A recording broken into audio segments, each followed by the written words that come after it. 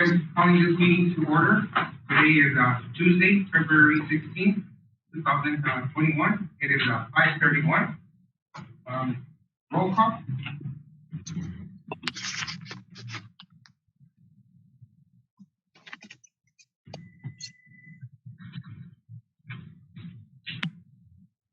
Mayor Anaya? He's running a little bit later due to traffic. Vice Mayor Juan Castillo? Present. Councilmember Marta Garcia? Present. Councilmember Miguel Villalpando? Present. Councilmember Carlos Gonzalez? Present. Councilmember Luis Galindo? Councilmember Jesus Roldán? Present. And we have a presentation by Local First Arizona of the community branding project to be facilitated by LFA staff with the intent of developing an identity that unifies community stakeholders, appeals to visitors, new residents, and potential future businesses. Great. Thank you, everybody. And is this okay for volume? You all probably can hear me? Okay. Yes. I want to make sure I have the names right for those on Zoom. I have Armando and Carlos. Are those the two that I see? Yes, that's correct. Okay. I'm not missing anybody there, right? We have Councilmember Miguel Villalpando on the phone. Yeah, who was on the phone? Miguel Villalpando. Miguel. Okay, so I've got one on the phone and then the two. I thought there was one more. Okay, great. Well, want to first and foremost thank the city of Somerton for being one of very few rural communities that stepped up to the Small Business Relief Fund that we help facilitate. We tout you guys all the time and really highlight sort of your commitment to the community. At the time, that was what we knew of Somerton, was that you had stepped forward in that capacity, and it was definitely needed, I know, by so many small businesses. But having spent the day here today, we can see that you're a city committed to your community more than most. So just want to accentuate that in our work in rural Arizona, you already stand out. My name is Liza Nolan. I'm the Director of Rural Programs for Local First Arizona. So whereas most people know Local First as a business coalition and the buy local, eat local, travel local, be local sort of movement, we have a whole team under the foundation that focuses on the systems that build the ability to do all of that. And our rural team consists of myself, Lexi, who's joining me today, Samantha Zah, who is our Food and Sustainability Manager, and Kimber Lanning, who is our Director, which many of you may know. Our rural work takes us around the state, focusing on a variety of community development initiatives, and one of those is branding. And the reason for that is not to necessarily create a logo, which we're not doing in this situation, right? But to more help communities hone in on their true, authentic identity so that they can share that out within the community to potential new residents, to in the recruitment message for anybody, your employers to use, and potentially for tourism. And so that is what we are doing here today. We've conducted one session already that was led in Spanish, and that was the first for us, so that was super cool to begin with. We held another session here earlier today and talked with your business community and general community members to get a feel for who Somerton is as a place.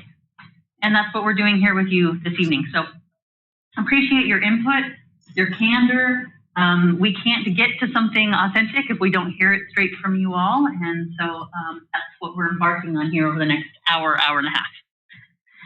Would love to start with introductions. I'm sure you all know each other, but for our own notes and reference, if you could state your name, how long you've lived in Somerton, and your association, your organization, or your role.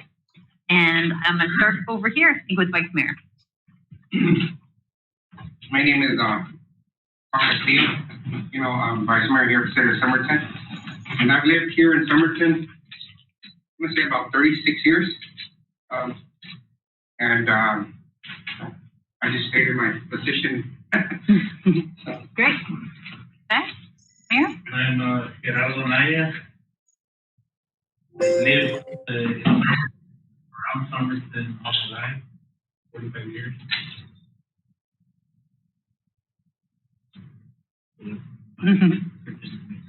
Great, thank you. Jesus Roland, council member, and I live in Somerton for 30 years. Oh, great. Martha Garcia, council member, and not saying Wow. 32 years? 20. Martha, did you ever leave and come back, or have you stayed the whole time? Okay, I'm gonna pick your brain. Okay. I've lived and worked most of my life here in Somerton. I was born in Yuma, but raised here in Somerton for the last 60 years. I did move away. Some years my parents were migrant farm workers, and we migrated to California. We were here for like 12 years in Yuma. Great. Thank you. Roger Reinhardt, I've been employed here since something, person from 5 years. I do not live here. I commute about an hour away. Okay, great. My name is Leo Malik. I'm with the Water Department of Somerton. I've worked here for 35 years. Lived here since 1962, 1940. Wow, great. Paul Day, I'm the fire chief of the city of Somerton. I was born and raised here. I lived here for pretty much 40 years, and I left. And now I live in Yuma. I've been living in Yuma. Obviously, I still live here. I still live in a subdivision that's 7 minutes away from here, so I can be close. And love some. Great, thanks for being here. Good afternoon, Araceli Juarez, I'm chief of police. I've been living in Somerton for 29 years. Great, thank you. And we have heard great things about your police department over the course of our time here, so nice to meet you. And then Armando on Zoom. Yes, can you hear me? Can you hear me? Yes. Yeah, okay. Well, on and off for about 48 years. Moved here when I was in elementary school, and then through high school, and moved away. I've moved away a few times and then come back. And then the last stint that I've been here, I think I've been continuously here for about 15 years now. And HR specialist here for the city of Somerton for 2 years. Great, thank you. Carlos? Yes, I have lived in Somerton for the past 54 years. I wasn't born in Somerton, but I was raised in Somerton, and that's where I'm planning to stay and die. Great. And then Miguel on the phone.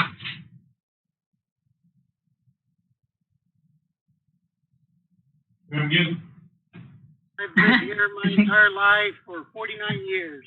So. Perfect. And Miguel, you're on council as well? Yes, ma'am. All right, great.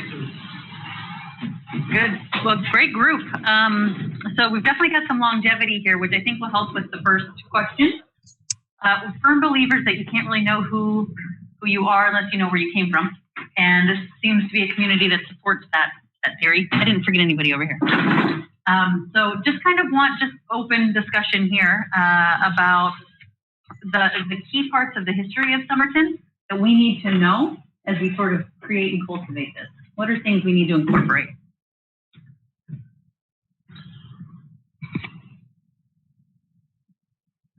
What was the question again? Sorry. The history of Somerton. What's important about that history? To me, the most important part of the history of Somerton is the city was founded by people that actually had to toil the earth to make it come out. And people don't realize this is all sand dunes and riverbed. And the first people came from the east this way and decided to homestead here. They literally had to flatten up earth and make it work for them. Create the irrigation systems. Then you had the immigrants coming from Mexico. They became the workforce, and that workforce is now the leadership of the community. So to me, that's incredible. To see that transition in the last basically 60 years. You get into the 40s and 50s with the Brazil program, for those people, their children are now leaders like Jeremiah and Fanny. Myself, Sandy, we're the product of that. And so it's interesting how the Europeans came in, they laid the foundation, but we came in and we're very accepting of it and carried it forward. That's awesome. Heard a little bit about that too, and the tie to Cocopah as well as to that piece of identity as well. But maybe also, what's important for people to know where main Somerton really came from. People in chapter lieutenant, Lee Yoakum was his name. He used to live in Ohio, Somerton, Ohio. That's where he got the name from. In Ohio, guy from Somerset. Interesting. It might be elephants. Then my mom was right there. All right, good, yeah. All right. Which I didn't forget it by the time I got my notes. Okay. I think one of the unique aspects of it, and it's adding to what Mr. Deanda, Chief Deanda said, is that the city of Somerton is unique in the sense that, as he described, the leadership that we have now, not 10 years ago, not 15 years ago, but now, literally came from the migrant workers that were working just a generation ago out in the fields. And, you know, they didn't have a lot of rights, they didn't speak English, they didn't, you know, et cetera, et cetera. And in such a small turnover in terms of years, this city is controlled, if you will, by their offspring. I mean, you can say that historically throughout the U.S., but not really specific to one city or one state. Everybody stayed here. And essentially, if you look around, we're all from here. So, and when I say here, from Somerton. So that's unique. I've never really found that to be true in any other place.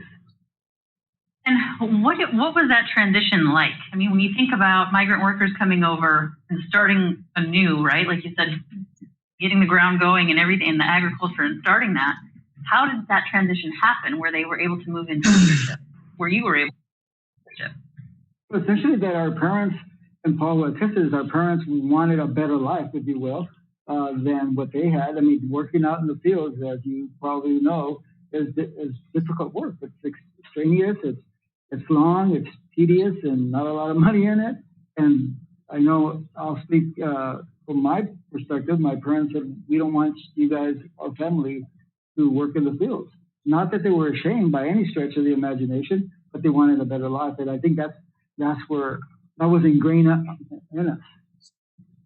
I think if I may add one word that can put all that together is sacrifice.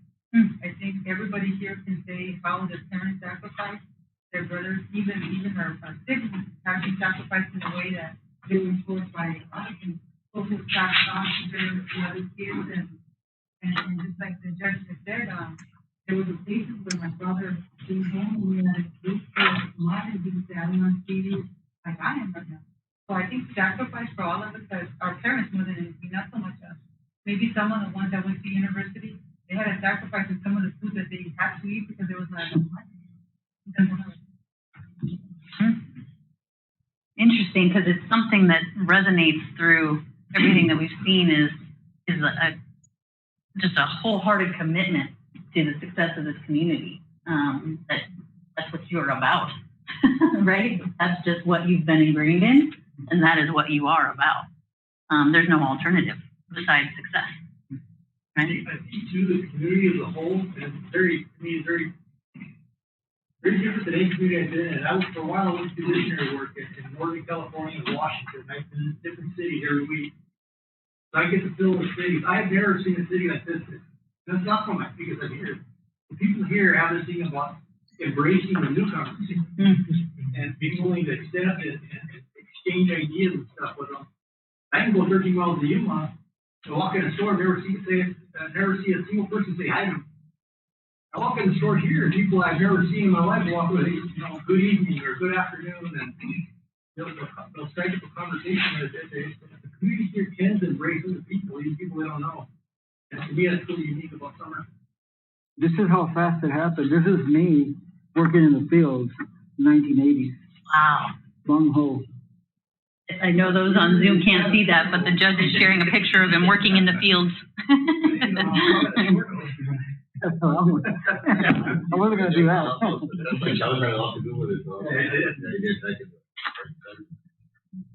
Interesting. Okay. Because people didn't carry no restrooms back then. There was no restrooms in buses. Right. So now you buy a lot of stuff for home buses. Just imagine we have engineers, we have attorneys, we have judges, we have, school administrators, police chiefs, fires, all from our parents who were here. Okay. Anything else about history of Somerton that's relevant to who you are today? I think we could just say that it's also like a close-knit community. You know, most everyone, we know everyone. We're friendly. We have that inviting atmosphere. I don't think that has, we've lost that throughout the years. I mean, as we're growing, I think we still sense, someone could just be living here a year and they have that sense that, that they belong. It's funny you say that because we're sitting at the kitchen table last week at the fire station. There's a lot of new guys that are from Yuma, and they're not Mexican. And we're talking and joking about the local troublemakers in town. The conversation was very funny. We almost were speaking fondly of him. And one said, "That's the guy we ran on that overdose the other day you're talking about." And today, said, "I don't see how you guys like him. He's draining the system. He's calling us. He shouldn't have to call us if he didn't live that life." Right. And I can see the difference in the cultural values that he was raised. And to us, we understand his problems. We understand he's raised the system, but we embrace him because he's part of our community. And our hope is that one day he'll, become a better person. But in the meanwhile, we're not going to be the judge and jury. We're going to be his fellow man and treat him the way he should be. And so that instance at the kitchen table, I'm seeing the difference between someone raised here and someone not. Interesting. Okay.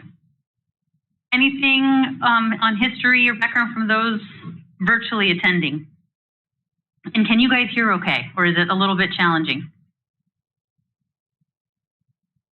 I can sometimes hear most of it, but every once in a while it's kind of a distant, but it's okay. Yeah, a little bit of a challenge in the virtual, real world, but thank you for hanging in there with me. Yeah, but I think like most everybody, it's we come from like my family also came from migrant workers, and then at a certain point, my parents decided to settle here in Somerton, and just like everybody else, my parents instilled in getting an education, and just my dad pretty much just his emphasis was that he didn't care what we did for work as long as it wasn't outside, that it was some type of office work or something to that effect. He didn't want none of his kids working out on the fields, even though we all did. I mean, I worked on the fields when I was a kid, and that was part of the culture. You work at a young age in the fields, but always with the goal in mind of bettering ourselves. Yeah, it's so funny. Earlier today, we had a gentleman from the community who brought his son. He was 8, and he was talking to him as he introduced himself and said, "And what are you getting ready to do?" And he's like, "Work with my dad." Like at 8, he was getting ready to start work. I go, wow, okay. So before I go into the next question, just so you can kind of get a feel for where we're going with all of this. So branding is interesting for a community, and it's shockingly hard to tell your story in a way that resonates in meaningful ways. And so we work with communities on a variety of what you might call economic development initiatives. And I put it in quotes because there's a variety of ways to define economic development. For us, economic development is the strength of the community and community connection. That's economic development. Entrepreneurial development, small business, one job at a time sort of economic development. And of course, there's traditional economic development, which encompasses strategies like tourism and also business attraction on that larger scale of bringing in large employers. And sometimes it's really hard for maybe an economic development department or a city to decide how to put yourself forward. What is our unique positioning? What do we say that other people aren't saying? What makes this better than Yuma, right? What makes this better than down the street? And how do we compete for new residents? How do we compete for just a stronger community internally? How do we compete for tourists and visitors? And how do we compete with business? And so that is the outcome of this initiative, is for us to almost script, if you will, what exactly that competitive advantage is in all of those different areas for you guys, and potentially come up with what we call a content style guide, which is content that can be plugged in different uses and resonates and is authentic within the community and outside of it. Any questions on what we're doing here with this before we keep asking you questions and trying to get into the heart and soul of who you are as humans? Okay. At the end of this, hopefully your team, your community, and economic development are armed with some really consistent messaging that helps with some of the initiatives to grow responsibly in the ways that you want to. Okay. So I'm going to ask each of you one at a time so that you all are heard here. I'm just going to keep it concise in the essence of time, but keep it true and candid. When you think about it, you all have been here for quite some time. What is the one thing that keeps you here? Okay, so we'll started there last time, so we'll start over here. It's my family, the person who's there, and I'm comfortable in this. And I know that I'm gonna raise my son in a safe environment. I'll say, that it's a close-knit community that accepts me and accepts, and knows that I accept them. And we have that sense of, in spite of whatever differences there, eventually you're gonna cross paths with somebody who doesn't agree with your way of thinking. But I think this community always has the ability to overcome that and respect the other person in spite of that. Because of that, it's very close. It's the people, we have people here that, what's racist? And, once, they have the water bills, like, I go out and they see me, they come out, they talk about how you doing and all that. They forget about the water bill at the end, They want to talk to somebody, and they don't care about the water bill, they just want to talk to somebody. And it's that, and, customer relation thing, like, gets you go, And I like that. I basically want to give something back. If I don't leave, I want to keep it back. Mine are the people are very, very, very friendly here. My visitors are working here. I can pull that but everybody's seems with open arms. People are very compassionate about Somerton. You don't want to say anything bad about Somerton. Loyal. Yeah. Keep the end of the thing, tight knit community, and I really like that. Okay. Good. I was thinking of the term to use. I'm not quite sure what term to use, but since I'm probably one of the oldest ones here, not just in age, but also living here in Somerton, I feel that my responsibility, or at least I've accepted a responsibility of being like a generational educator, informer. I want to inform the younger generation how it was back when my parents were younger, and how it was for me, and how it should be for them. And it's not going to just fall off from the sky. That I feel that I want to be here to grow with the city and to teach our new generation how it should be. I think we've lost a little bit on that. I mean, our parents were usually migrant workers or field workers, and they knew that they had to push us. Some of us who have now been educated maybe aren't doing the same amount of pushing because they know that they're going to do it, but I think we're losing a little bit of that. But I feel like I want to stay around to educate our community in that sense. I think the reason I won't leave is also family and like everybody's mentioned, the sense of community, the welcoming, that you feel home. You feel at home here. Well, you are home. You've never left. Hey, just before I go to you, I'm going to go virtual, just so they don't fall asleep on me over there. But how about Miguel? Miguel, what keeps you here?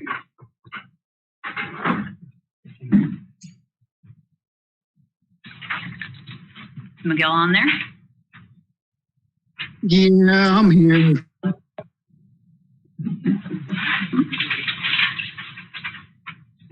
Nope, you might be. All right, let's go to Carlos. Carlos, what keeps you in Somerton?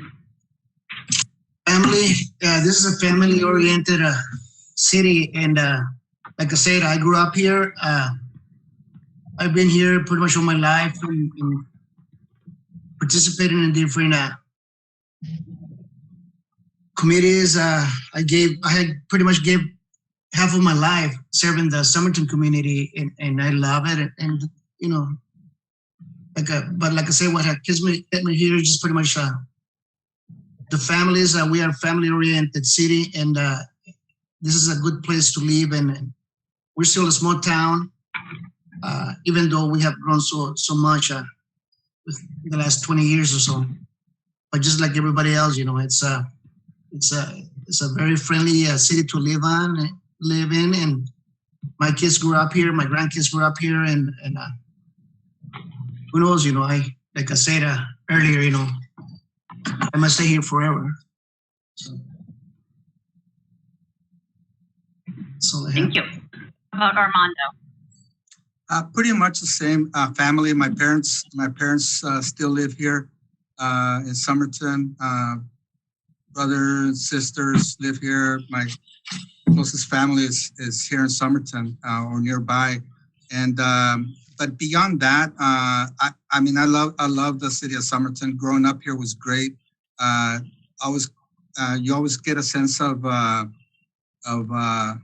friendly community. It's always been a friendly community, relatively safe. And you know, for me, every time I come to Somerton, it's like coming home. Great. Okay, Jesus. Carlos, you forget to say that your best friend also works here. The mayor? Carlos, you forgot to say your best friend works here, you said. Oh, well, you should say the same.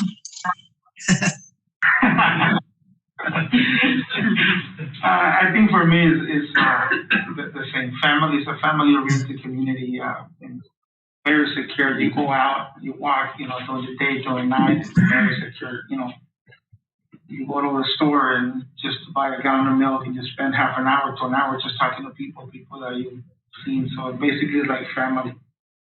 So I think that, you know, my kids love it here. You know, they everywhere they go, they always, you know, represent Somerton, and you know, they're proud of saying that they live in Somerton. And I think that's a good feeling. So I like my community. Pride is something I don't know that we wrote down from the last one, but that is clear, right? And I think you said it. Somebody said you don't talk bad about Somerton, right? So that pride is there in a good way, not that bad, weird pride, but that good pride. All right. Mayor, how about you? What keeps you here? And I forgot to mention, I did live 6 years out of Somerton. I lived in Tempe, so I think it's family. You know, I have 7 siblings and my parents, and they live here, and also the family. So that's where I wanted to raise my family, come back, and also my passion is, like, you know, education, promoting education, and that's something that I felt that we can do here in our community. You know, like, you know, there are people that helped us along the way, so you want to help the youth, and that's, to me, growing up here, I was involved with the church youth group, so that's something that I think is something that I always concentrate on. And my thing was never going to get into politics, but you know, if you're going to be complaining, then might as well join. Right. All right, good. Yeah, mentorship seemed like something that we heard, kind of that generational, you know, devotion to continuing with tradition and values in particular, and making sure that resonates through the generations to come. And that makes a huge difference in a lot of different ways for community strength. It's Mayor. For me, it's what better place to raise a family? You know, it's peaceful. You know, and it's also I believe we're the 3rd safest city in Arizona, or 2nd. You know, I think, you know, is it the 3rd? 3rd? Yeah. So we're the 3rd safest city in Arizona. So, who's counting? so, I mean, we're there in the top 5. So, you know, I mean, like what everyone said, you know, it's family oriented. It feels like the sense of pride, ownership here, you know, of belonging here, you know. So that's what I think. Family too, but it's more beautiful weather, beautiful people here, you know, safe. What else could you ask for? When you look at it, and I have a feeling there might be some opinions back here, but what makes it so safe, right? Because the safety of this community has come out in every session that we've had, this feeling of safety. So has something had to be done to make it safer? Is something done continually? What is the root, you know, cause of that feeling of safety, do you think? If I can speak to that, I think one of the things that has been very crucial in every major plan that we've had is that even though we're a small department, we have asked for help from the outer agencies and work very tight with the other law enforcement agencies. So the small department in Somerton has been able to move very fast on a major crime over the South Front. And I think the fact that crime has been solved very fast, I think deters crime. So that's been my experience in the 20-something years that I've been there. That we move very, very fast. I think we've had very critical people in places that have been able to have the power to say, this is what we're doing to continue the investigation. That's what's kept us safe. That, and that even criminals have trusted us enough to come forward and provide us information, even though it's been anonymous information. I think, in my opinion, that's what has kept us safe. And people have helped the police to solve crime. And then in general, the people too, they give that sense that they're safe. I'll give you an example. I got married 34 years ago. I moved into Somerton. My wife is from Yuma. She grew up in a bad neighborhood. I grew up on a pretty bad block of this little city. I lived on one side of town. My parents lived on the other side of town. And every Wednesday, I would go visit her. And we'd go walking. She'd go, "You're going to walk to Somerton?" "I'm going to walk to Somerton. I know where it is." So we walked down with a plate of food, you know, my parents, walk all the way across, and we walked back at 11 at night back to the house. And never felt uncomfortable once. And I knew that as I went down, I knew that guy's the guy that likes to rip people off, you know, that guy's the guy that sells drugs. You know, wherever he is. But it didn't bother you, because even those people were friendly, like you said, because a lot of criminals that have a good heart, you know, at their base, is that they want to help us, they want something to be successful. I also believe that, you know, our chief of police or our fire department chief or, you know, our administrator and our judge, many people that they were raised in Somerton, they care for Somerton. You know, I'm not saying that you didn't live here, you didn't care, you know, for Somerton, but they know the people here, and I think that helps a lot. You know, they know who they are, they know their families, you know, and I think that carries a lot of weight, you know, just by knowing who they are and what they do, you know. Small town, so they know if you're a good person, bad person, or what it is. So I think that's a key to that.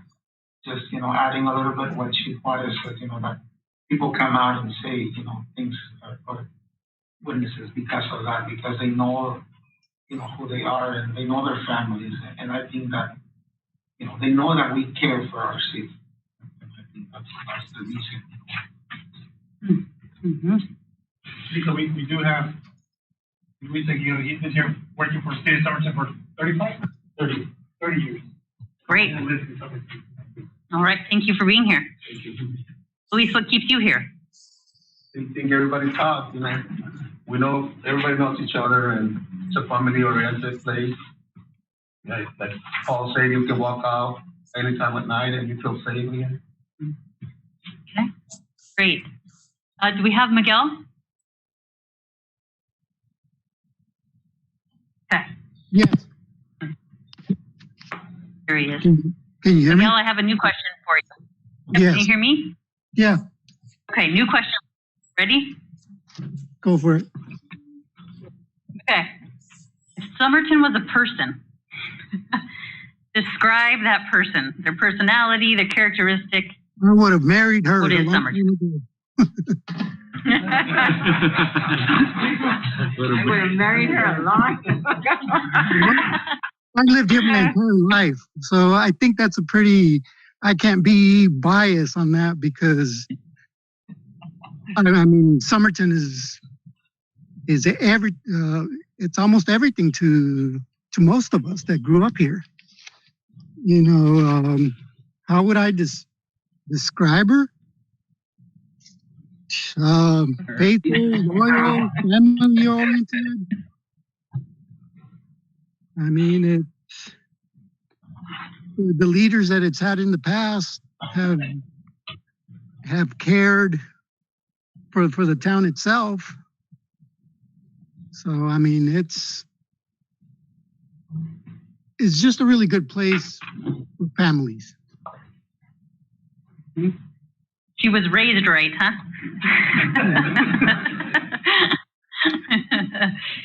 All right. Luis, if Somerton was a person, what would that person be like?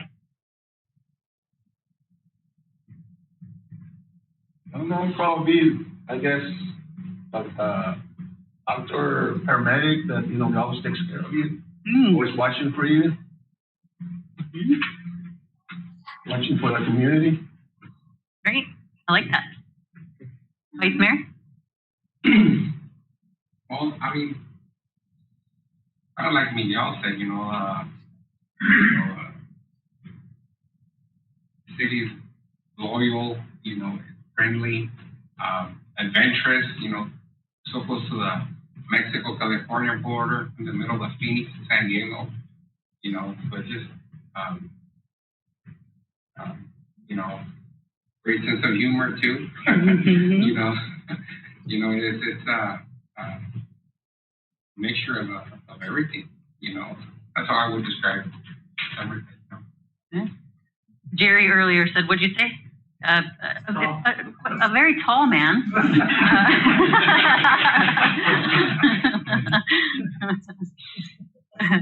Mayor, how about you? Nurturing, compassionate, like to have fun. Yeah. Perfect. Community that likes to have fun. Jesus? Healthy, caring, respectful, loving, and very selfless. Selfless. Okay, good. Martha? Well, everything that everybody else said, but also community service. We always try to provide that service to anybody that needs it, whether it be like the mayor said, we're we like to have fun, but also, with the, I guess, events we do it to provide service to our community. So, Judge? I would describe the city like I would compare it to the Alamo. Very, very small physically and people, but yet very strong, fortified, and we look after each other. Small but mighty. Okay. I am friendly, compassionate, lively, accepting. Very accepting. So, I know other people that moved here and they feel very comfortable. It's unique because I know I've moved into a rural community and it was a challenge, sometimes it's like, well, you're the outsider, you have to prove yourself first, so it's interesting to feel comfortable. And it's probably because you dive right in and start helping, right? And I think as long as everybody's helping. I would describe it as proud. I've been working here 35 years. Every day going to work with my uniform on, my logo, and I feel proud of that logo. It made something special. You go to other cities, they ask me, nice logo, where'd you get that? They love it. They want to know where it's at. It's so nice looking the way. Somebody's got a cactus. I'm going to have a cactus. They want to know where it's special, And also proud, strong, and in your face. So they don't let you know. They don't keep quiet. They don't know. They'll let you know. They'll let you know. I don't like this, and that. Okay, honest. Yes, honest. Candid, maybe. Paul? I would say humble, extremely hardworking, fun-loving, very willing to embrace, but we don't suffer fools. We won't be taken advantage of. And it's like, he said it real well. He says, you say what you want about something, don't say anything wrong. There's a lot of water tank. Yeah. I really like that water thing. During the day, I describe it as a party animal city. There's a party almost every day. There's meat being grilled every day. Just late it might be, people are always having some sort of party in one of the neighborhoods. That's very often, almost every day. At night, I think it's a city not to be afraid of. You can walk the streets at any time. Hardly anyone will bother you. Maybe the police will stop you, but other than that, you can go anywhere. As long as you don't sleep in the park. It's very trusting city. Trusting. Okay. Armando, did I come to you on that one? No, not yet. Well, to me, what comes to mind is like myself. I come from a musical background, so my dad was a musician pretty much all his life since he was a little kid, and he kind of passed that on to me and some of my siblings. So I've been playing music pretty much since elementary school, and so music is a big part of it. And I think a lot of people in Somerton definitely enjoy music, live music, different styles of music. That's a big part of every celebration, is having music around. And then besides that, I think, very friendly, very loyal, and we take care of our elderly folks. We stay close to our parents and take care of them into their, pretty much all their lives. So, and I think that's one of the cultural aspects of this town, and goes along with Mexican communities, that we do take care of our elderly folks. We stay close to them. Well, yeah, we heard that earlier too, about the dispatchers who call the seniors that are alone and check in on them all the time. These are unheard of things. I mean, we travel all over the place and unheard of. So very cool programs here. As city leadership, right? Those of you here in this room are certainly leading the charge. What do we do with this? Who do you want to hear about Somerton, and what do you want them to do with that information? Are we looking for new residents? Listen, before you move any further, can I give my 2 cents for that question you were asking about Somerton as a person? Yeah. Oh, yeah. Yeah, if you compare Somerton to a person, when you really love that person, you'll give it all. You'll be honest, humble, and you'll give everything. You even give your life for that person. So that's how I consider Somerton. When you really care for this town, for this city, you do whatever it takes to make it the best little city in Arizona, period. Perfect. And Carlos, I'm sorry, your face disappeared from my little screen, so I thought we had lost you, but now I know you're there. I was eating a cookie, that's why. Ah, okay. Okay, I'm back. Okay. Oh, there you are. Okay, so yeah, what are we looking for? Like, what is the goal? What are some of the goals for Somerton? Is it growth? Is it tourism? Is it more businesses, big businesses, small businesses? What is it that you want to do here? I think, this is me speaking, I've always wanted the industries that come in here to be industries that are smart technology, manufacturing that requires people that know how to use the technology itself to build. And that will keep the people here, and it'll make the young ones to be able to use the tools they're getting at this time of an age where we live. And they'll stay here. So the few people that we lose from the community, they go because they're going to find a higher standard of living somewhere else. But I'll give you an example. There's tamale festivals once a year. And I'm amazed at the amount of people. I would say 50% of the people that come here, the thousands that come, are expatriates, people that are from Somerton. And they drive from LA to Seattle, and they're from all over the place. And it's incredible. And they're driving all the way down here for this one-day festival for tamales. Not really for that. They want to see the town. They want to see the people. And me and my wife are vendors of our product we sell, and I'll be there. I'll have people You don't remember me, do you? I look at my eyes, and it's hilarious. But those people we lost only because we didn't have the businesses saying the things that they could do. They're capable of. To me, that would be our goal, to have those businesses that will keep the people here, but that aren't, they're simply working with your hands. They're not vocational jobs. They're technology or administrative jobs.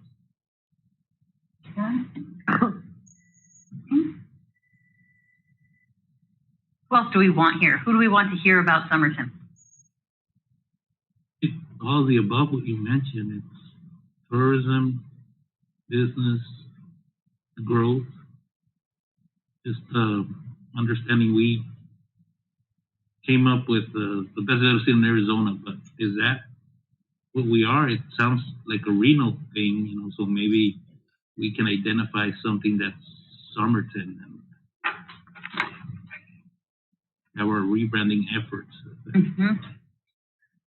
I did like what I saw on, I think, your Instagram page. It says, building the best little city together. Is that what it says? Let's make together the best city. Right? So it's kind of like we're doing this together. We're getting there. We're not claiming to be. We're working together to become it, right? I thought that phrasing was really authentic from what we've seen, for what it's worth.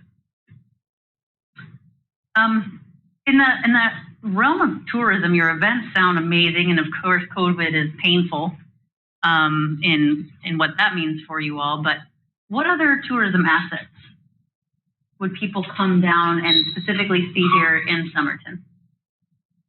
Well, they know the golf course for sure. Not every town, small town, site has a golf course. Yeah. When Arizona doesn't have one, you do. Be amazing. But not this year, but COVID. Over to come show up here. Huh? Well, I think it's important, not that Somerton has it, but it's important that we disseminate the information that when you really look at the map, we're only 60 minutes away from the ocean. I mean, if you go south, literally, most people don't understand that, don't realize that. But you drive 60 minutes an hour, and you're at the ocean, and you have a fishing community there in Sonora, Mexico, and a lot of people don't understand that. When I've been to the East Coast, I tell them that we're 60 minutes away from the ocean. They think San Diego's that cool. I go, no, I'm not talking about San Diego. You know, so I think we need to inform possible tourism and people who we want to attract for industry that we're that close. Mm-hmm. Are you the gateway community to the border here? Is this essentially, yes. Path you would take? Okay. Yeah, that's interesting. When I was a HR recruiter, I would go back east and I would tell them the same thing that you mentioned. But I would state on that we have the 4 seasons here in Somerton, because you travel an hour away, you got to golf, where you get the beach. Right. You drive about 45 minutes, about an hour and 15. You get the snow right now, next on Julian. Mm-hmm. You get the river. And then, of course, you got the sand dunes and the desert here locally within just driving distance of everything. So that's really important. It was really important for me to advocate that tourism so they can understand how close we are to all these areas that are very important to us. And not only are kind of like our logo has the ag portion of it there, so they would understand that they would see it actually on their plate. A lot of people from back east, they would come here and obviously see people harvesting the lettuce or broccoli or vegetables, what have you. So it was really interesting to see that whole concept, and many of this state. It hasn't been too long ago, maybe 10, 12 years, when there was a push to create the little fishing community that we have south of the border, where I'm talking about Golfo de Santa Clara. And there was big industry looking at it and creating it into a port. And I still have the maps where they would have the highway coming from Mexico going to Somerton. I mean, and then of course we had the 2008 market crash, and then it all disappeared. But I mean, when we talked, I was already working here at the time. When we talked to people coming in, looking at that, they were amazed that we hadn't used that we hadn't used that little port and built it up. Okay. All right. So this one is, what do we need to overcome in the minds of people? If we're putting together a message, it's an opportunity to overcome any misperceptions, misinformation people may have. What's the number one thing people don't realize about Somerton or think they know that's wrong? That everybody's a migrant or a field worker. That everybody here works in the crops, and that's not true, obviously. Okay. I think we need to get that out of people's heads, even here in Yuma. Yeah. Okay. In the 70s, those are pretty hard gang problems. And because it's a real tight-knit community, it created a bigger problem because we didn't have multiple gangs like other communities have. We had one gang, it was the entire city. Mm-hmm. And because of that, all these years later, we're in the 1970s, you know, here we are, people in Yuma, they still think, I'm not going to Somerton because there's not a gang. There's gangsters down there. Well, that gang doesn't even exist anymore. There's remnants of it, but you go to Yuma, you still have multiple gangs in Yuma. People have no fear of walking around Yuma, but they should, because they have some pretty bad people up there. And so to me, that's one of the things that holds people back from coming to our community. I agree with both of them, and that's what I hear where I live about Somerton, the gang crime years ago, and then everybody here just works in the field, and that's it. And I try to educate them and correct them and tell them it's a great place to come down and visit, and you'll see for yourself. And a couple of them, some of them have, and they really quickly change their minds about that. If you were going to bring that, Rodney, for you, especially because you're kind of embedded in sort of that exterior, but if you were going to bring somebody in to overcome some of those misconceptions, what would be the path you'd take them through the town? I would probably come straight down Main Street here and then take them by, show them, all the facilities of the fire department, the city hall here, courthouse, our park facilities, gym, the golf course, the restaurants that are here that are offered, the different types of restaurants that you have to offer here. Make a collective tour. It all goes out of it. Can I do that? If you go to Yuma, if you did the same thing in Yuma, you took someone to City Hall, for example, you might be able to pick maybe 3 or 4 individuals who grew up in Yuma and worked as administrators or et cetera. But most of them are going to be people they brought in. They live in Yuma now, obviously. But here, you can bring someone in and stop by the health center number 1 and say, well, she grew up here. She's the medical director. Go to the next clinic, say, yeah, he's a doctor. He grew up in Somerton. Come here. We have the mayor who grew up here. We have the judge. We have the city attorney. Everybody grew up here in this community. You really can't see that anywhere else. Not that I know of. I'm proud of that. I'm proud that we actually have homegrown individuals. When I was going through high school and college, the number 1 thing was, we want you to go to college and come back. I want you to go to college and come back. Well, we did. And this is proof. It's funny you mentioned that because a lot of the leaders in Yuma County in its entirety came from Somerton. Exactly. And a lot of the political leaders, a lot of business folks, most of them actually came from Somerton. They're very involved in the whole political scheme of Yuma County, but most of them were from Somerton. Right. We grow up and then they leave.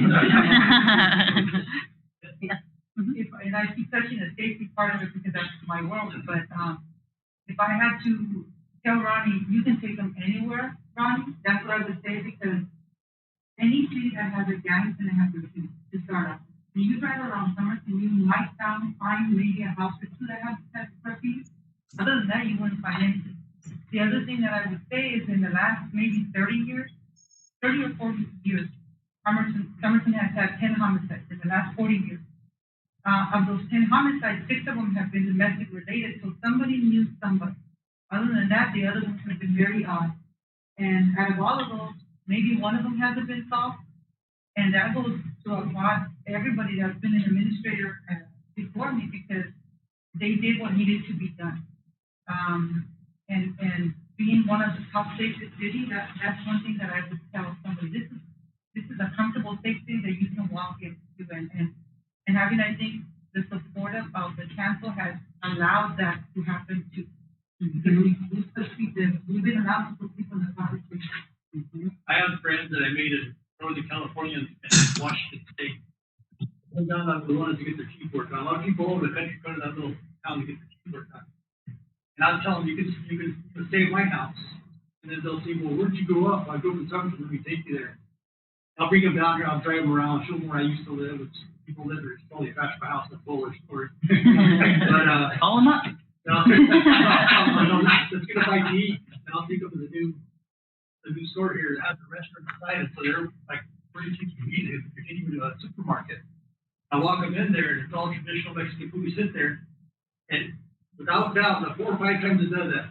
As I'm walking through, I'm saying hi to just about everybody. They're saying hi to me. I sit down, we're eating, people are interrupting me to say hi. And when we leave, it's like, I would love to live in this town. And then the other thing they notice as I drive around is they say, they're amazed at how clean the town is compared to other cities. Of course, some of them are bad areas in Northern California, like Oakland. But they're amazed at how clean the town is. And I know what they're saying without saying it. They're thinking, this is a majority Hispanic town that's very clean. Which I don't like what the insinuation is. Right. But I'm very proud that it is a very clean community. I think our festivals have done a lot too. There were people that I work with in Yuma that they've lived here all their life and they've never been to Somerton. They passed through going to San Luis but not being here. And when they come to the festivals, they park on the neighborhoods and walk. And there were a bunch of comments in the early years of the festival that they were surprised how safe it was. Also, something that people need to know is our education here too. Our elementary schools are A+ schools, and again, for a majority of Hispanic and also low income, that's big. So there's something going on there. And at least in my generation, we went to Cibola High School in Yuma, and out of the Hispanic top students, all of them were from Somerton. So there's something with the education here, and people need to know. A lot of people take their kids out of these schools and take them over there. But if you look at it, and I don't know if it's tracking or what it is, but having an education here in Somerton, it's just, just the confidence that you have. Maybe you go to another school with majority non-Hispanic. That's not the case now, but that was now here in Yuma, the majority Hispanic, Yuma County, but back in the day it wasn't. And I don't know what it was. I'm attributing to the tracking of students. Automatically, the English is your second language. You're put in a lower class, and that's how you grew up. But here in Somerton, all the kids that were top 10, top 50 were, I would say, 90% were from Somerton. And you can see that. And also, like they were saying, before that, a lot of the leadership in Yuma has roots here in Somerton from the farming family. Education has always been good here. And people don't realize that because, again, we're Hispanic, low income, but that's, and it's still here, people from Somerton take their kids elsewhere. But if you look at the statistics, I'm sure that you'll find that when you go to, that at least I remember during my time at Cibola, I haven't looked at COFA. Now, we're a bigger community now. Growing up, it was probably 5,800, 6,000 residents. Now it's bigger. So COFA is mostly Somerton kids. So that comparison doesn't apply now. But 20 years ago, it did. Interesting. And I still think that comes back to mentorship. I would die on that sword every single day. The more workforce development work we do, the more that I see that the difference maker is a mentor, whether that be a grandparent or a parent or a friend or teacher, right? A community that's this tight knit, I would assume that in the school system is probably that close as well, right? So they took pride in having their children, get a post-secondary education. I mean, I know my parents did. I tell the story about my college ring when I graduated from U of A. My mom didn't have the money to buy me the ring, so I said, "Oh, don't worry about it. I'll get it later on." So what she did is she gathered all the family, uncles, aunts, cousins. So anyway, at my graduation, they presented me the ring, and everybody had pitched in 5, 6, 10, whatever they could, and they got the $380 to buy me the ring. I made a promise to them that I would never take it off, and that's. And my uncle, one of my oldest uncles, he's 92. Every time he sees me, he goes in Spanish, "Do you still have that ring?" That's my investment. Yeah, almost $6.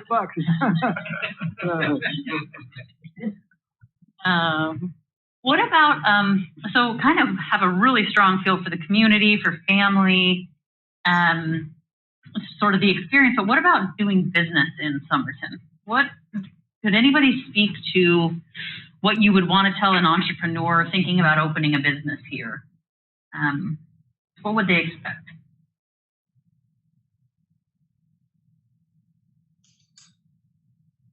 You mean what are the benefits of them coming here? Yeah, what's it like? I mean, business ownership is hard. Business ownership in a small town is really hard. Opening a new business in a new small town is even harder, right? What do you think the community feels like to an entrepreneur? I think it's a challenge because of our size, because of the demographic, but I think it's the opposite. We have a lot of young people that are hungry to have an employment, and coming here, they would have a very active workforce of young people that are smart and willing to learn. The other thing is we need to sell more to the businesses that a lot of what they do needs to be carried over to the internet, so it doesn't matter where you are. Like I said, me and my wife have a company, 50% of our business is done on the internet. So the stores that we're in, they sell our product, but we carry most of it on the internet, and that doesn't require anything. So when a business comes in here, we tell them, if you have a workforce that's hungry to learn something, you can get people to want to learn what you want to teach them for your business. But if you want to sell more, you can go over the internet too, and we're connected like everybody else. We have fiber here. Mm-hmm. What is your product? I have a salsa and a pepper jelly company. How yummy. I can say the name of it. Yeah, right, yeah. It's got captured over there.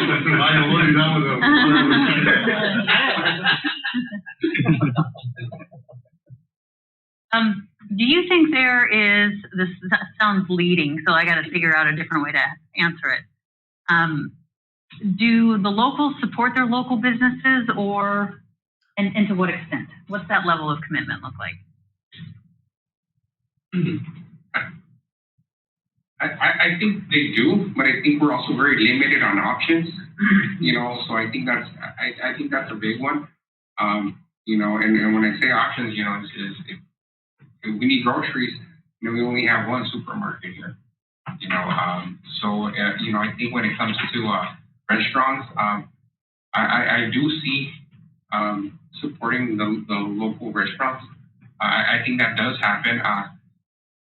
But I think, like Paul said, if for an entrepreneur to come in, I think really providing, good customer service and that product that our residents want, they keep us here because the majority of them, they drive to Yuma to make many of their purchases over there, and we can't find here, or if we do find here, then we're looking at competitive and quality. That's a big factor. I think so. I think locally, I think those local, it is, but I think we're limited on options. I think you brought up a point you just struck a chord in me is on the business, especially the restaurants. They need to make a connection with the customers. They really don't do that here. They're very friendly, but they don't make a connection. The reason I say that, the 3 years I spent in Northern California, the Santa Rosa, I would go eat breakfast every Monday. This one place for one reason. I walked in as a Costa Rican guy, Carlos's Country Kitchen. I walked in there and I noticed he's saying every customer that came in, he knew my name. I'm impressed. I used to be a restaurant manager. And so I paid for my stuff, give him a credit card. And finally he says, Hola, Paul.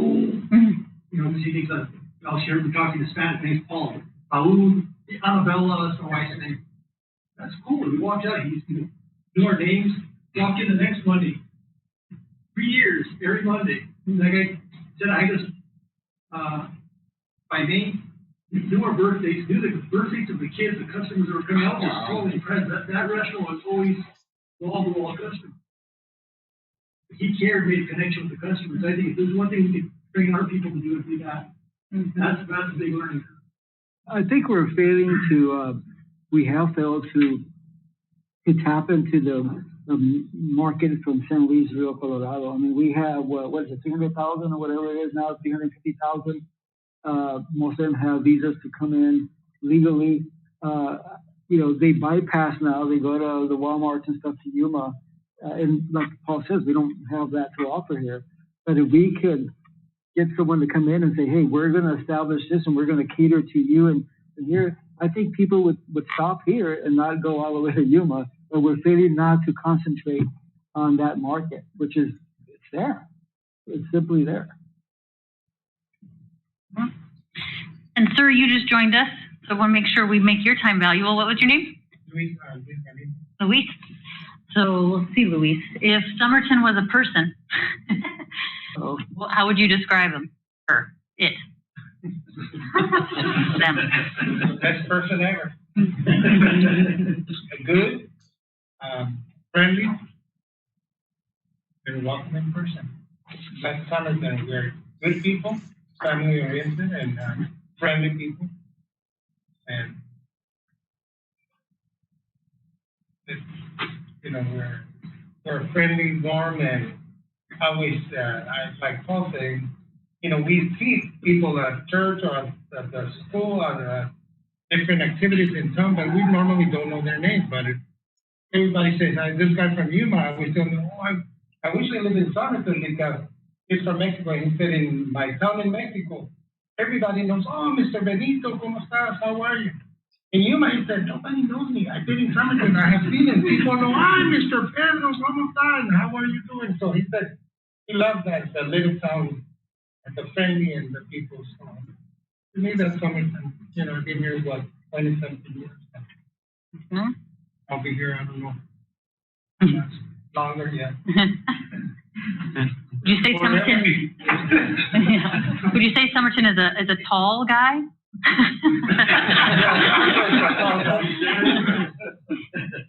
Somerton, tall, short.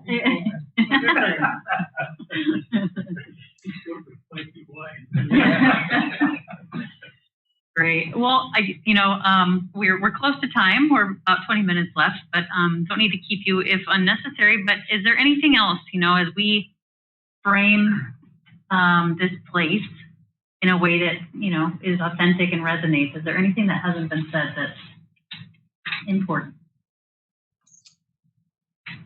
Cost of living is pretty reasonable. Okay. Average housing price, do you know? I think I saw somewhere 140,000. Yeah. Grand scheme of Arizona, that's very affordable. I guess something we didn't bring up is that ag is where we came from, and ag still surrounds us. And there's a lot of extremely wealthy people that don't live here anymore, but they're from here. And when you hear their comments on Facebook and stuff, they're always making reference to Somerton. And I'm not talking people that are just like new rich. We're talking about old rich that there's generational building on these thousands of acres of farmland. But it's funny to me that they have a connection to Somerton still, even though they haven't lived here for the last 40, 50 years. They're always making reference to Somerton. Why would they show their black and white picture? This is so-and-so, here's this, the melon shed back. And so at some point, we have to make reference to where we're born from, which is agriculture. At least that's how I feel. Mm-hmm. Yeah, that's definitely come up in the other conversations, but not as much here. And when you talk to them, they feel that they've lost that connection with, at least with the city officials, with the city, and that's something that I'm talking to our city manager that he's trying to do and bring him in the fold. And that's we used to have we do have a festival, the Somerton Greater Days, and they used to come or they used to have a picnic, and now haven't been involved lately. So hopefully, at least we make that connection because they are part of our history of Somerton. And just to clarify, you're saying make the connection with the old, well, pioneer families that were here. Mm-hmm. Yeah, it seems like if they're not already, it seems like an opportunity to engage them in a way that gives back to the community somehow. Mm-hmm. To look into some structures on that. Okay. Anything else?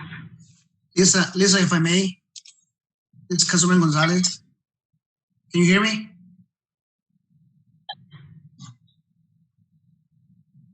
Lisa, can you hear me? Yeah. Oh. Hey. Yeah, what? Good morning.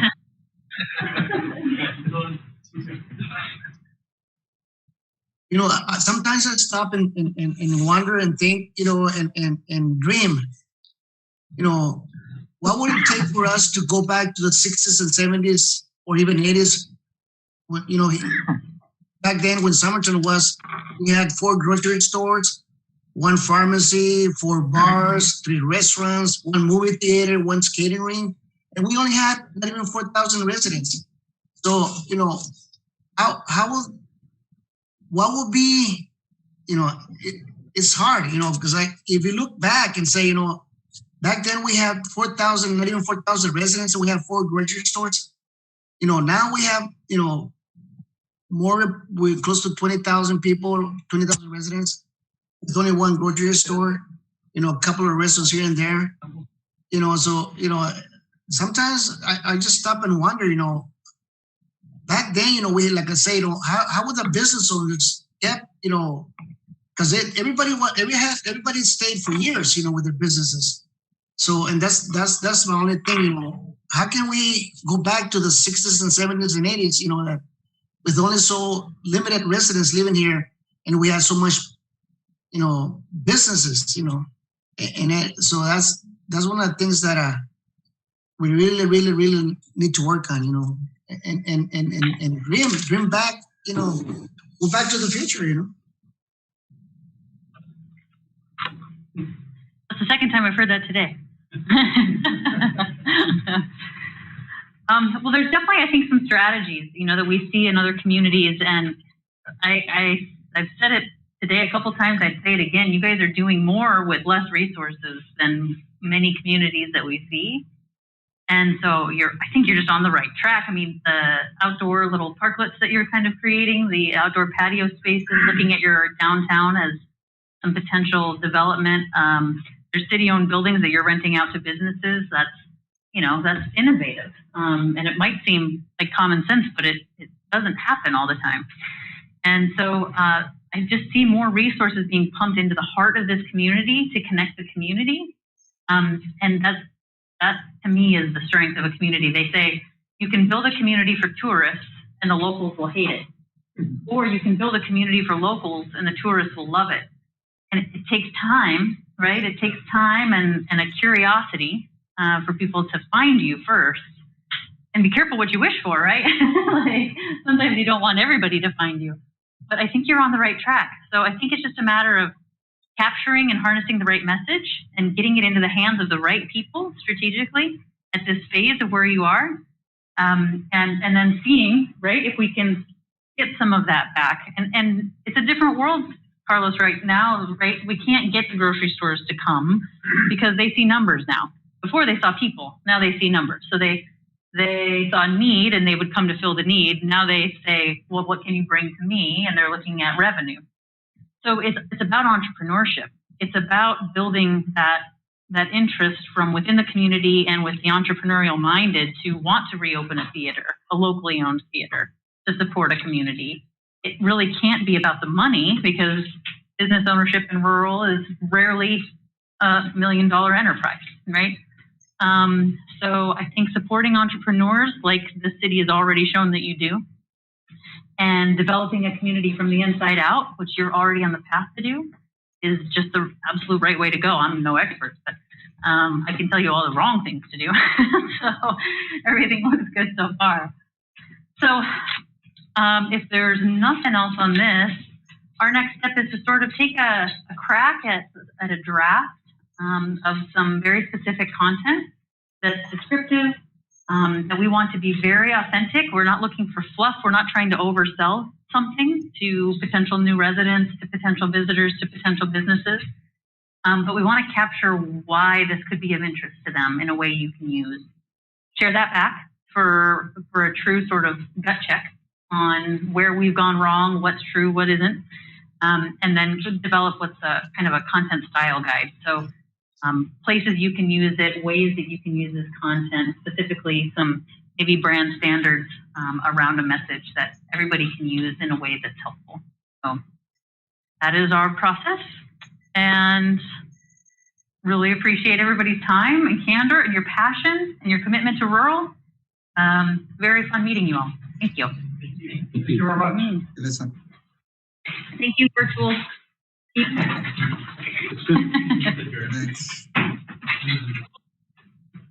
We'll be back in about 15 minutes or so.